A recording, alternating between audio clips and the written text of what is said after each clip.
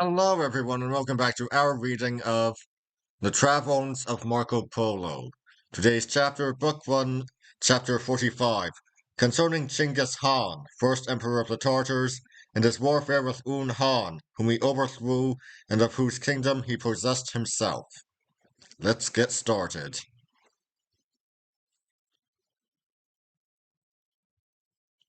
Sometime after the migration of the Tartars to this place, in about the year of our Lord 1162, they proceeded to elect for their king a man who was named Chingis-khan, one of approved integrity, great wisdom, commanding eloquence, and eminent for his valor.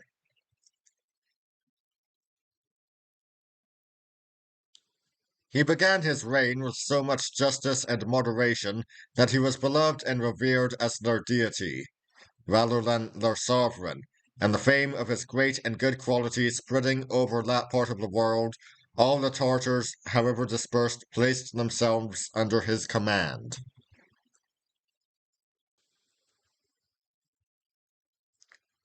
Finding himself thus at the head of so many brave men, he became ambitious of emerging from the deserts and wildernesses by which he was surrounded, and gave them orders to equip themselves with bows and such other weapons as they were expert at using, from the habits of their pastoral life.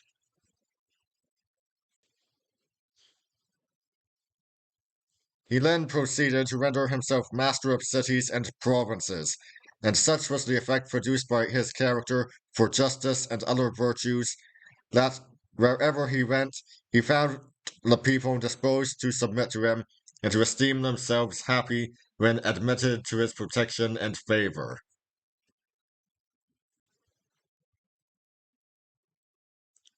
In this manner, he acquired the position of about 9 provinces.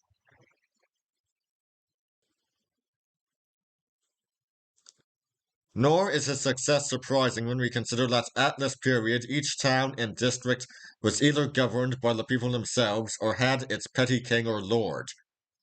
And as there existed amongst them no general confederacy, it was impossible for them to resist separately so formidable a power.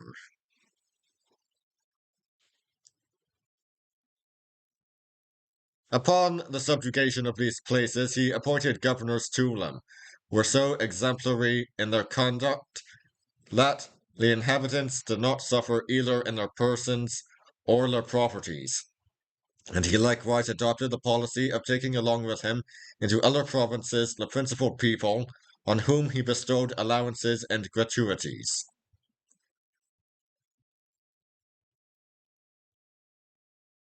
Seeing how prosperously his enterprises succeeded, he resolved about attempting still greater things.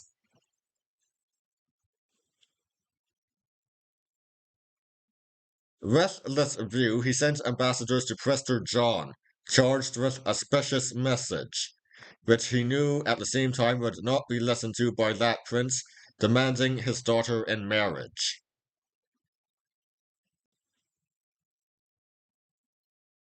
Upon receiving the application, the monarch indignantly exclaimed, "Whence arises this presumption in Chingis-khan, who, knowing himself to be my servant, dares to ask for the hand of my child?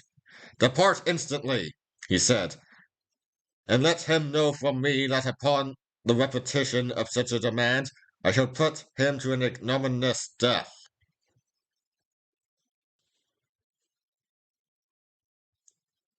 Enraged at this reply, Chingis-khan collected a very large army, at the head of which he entered the territory of Prester John, and encamping on a great plain called Tenduk, sent a message desiring him to defend himself.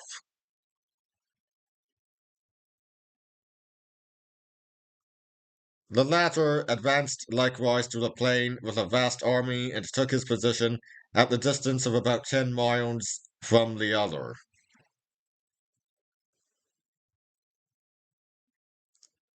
In this conjuncture, Chinggis Khan commanded his astrologers and magicians to declare to him which of the two armies in the approaching conflict should obtain the victory.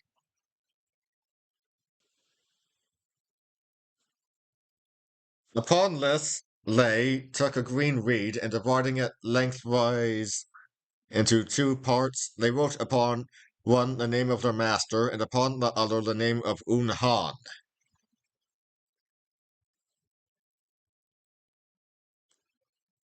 Lei then placed them on the ground, at some distance from each other, and gave notice to the king that during the time of their pronouncing their incantations, the two pieces of reed, through the power of their idols, would advance towards each other, and that the victory would fall to the lot of that monarch whose piece should be seen to mount upon the other.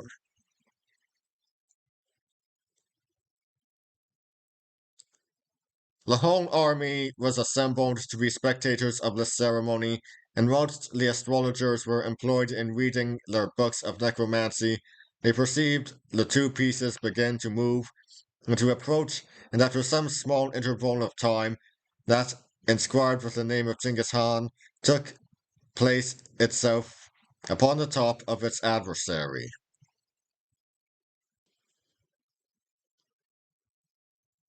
Upon witnessing this, the king and his band of Tartars marched with exultation to the attack of the army of Han, broke through its ranks, and entirely routed it.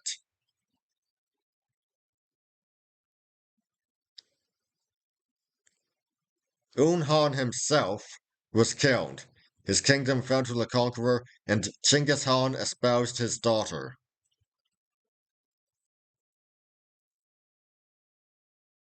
After this battle, he continued during 6 years to render himself master of additional kingdoms and cities, until at length, in the siege of a castle named Jin, he was struck by an arrow in the knee, and dying of the wound was buried in the mountain of Altai.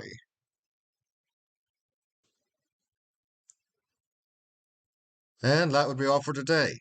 I'll see you all next time. See ya!